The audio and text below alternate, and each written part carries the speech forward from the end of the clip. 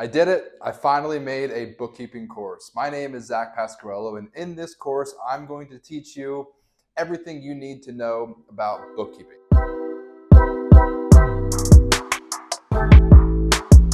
The best way to create invoices is to go to your QuickBooks account and click the plus new button in the top left-hand corner, and then click Invoice. Here we have a bunch of options. You need to identify the customer. So if it's a pre-existing customer, click the drop-down arrow, choose the customer. If it's a new customer, you might need to add them as a new customer. Okay, so once you have all of your information here, and if you want to add in an email address, you can enter in an email address, click Save and Send, and then QuickBooks will automatically send this invoice for you directly to your customer.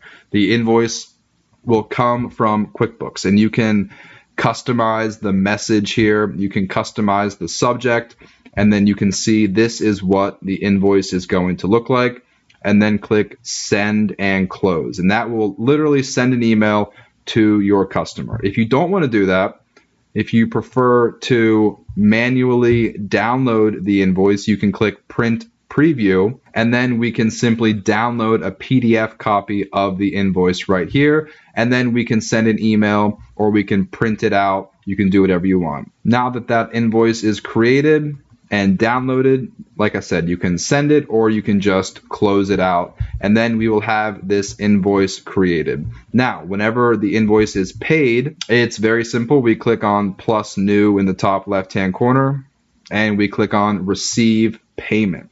That's one way of getting there, or the other option is you can search for the invoice in the screen up here. So we can search for the amount for $2,400, and you can see the invoice there. Or another option, with QuickBooks Online, you're going to quickly realize there are always multiple ways of doing the same thing. So it just comes down to whatever is easiest for you. In the left-hand side here on this toolbar, we can go to sales, and then even on this screen, we have multiple options. We can go to invoices here, and we can see all good logistics, or we can go to customers, and then we can click on all good logistics under the customers tab. And here we can see all of the invoices that are for this particular customer. We have multiple options. We can sort by the status of just open invoices, overdue invoices. We can look at invoices. We can look at estimates. We can look at sales receipts, money received, recently paid. We can filter out the date. So there are a ton of options here. You can get a brief summary in the top right-hand corner here to see the open balance, the overdue balance. And then finally, once we receive payment, then we can click receive payment on the right-hand side. Now, this is important. So you want to, first of all, clearly identify and accurately identify the payment date. So QuickBooks sometimes will automatically include the incorrect date. So you always need to check the payment date. Typically, it's the date that you receive the check. It doesn't necessarily need to be the date that you deposit the check or the date that the check clears your bank account. It can just be the date that you receive the check.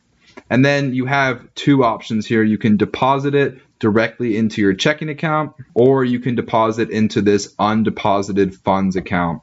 I'm not going to talk about the undeposited funds account just yet, but what I will say, I almost always do a receive payment, receive the money directly into the checking account. I skip the undeposited funds account because I always mobile deposit my checks, or I go straight to the bank the same day that I receive all of the money. So I just deposit right into the checking account, make sure the invoice number and the amount is correct, and then you just click Save and Close.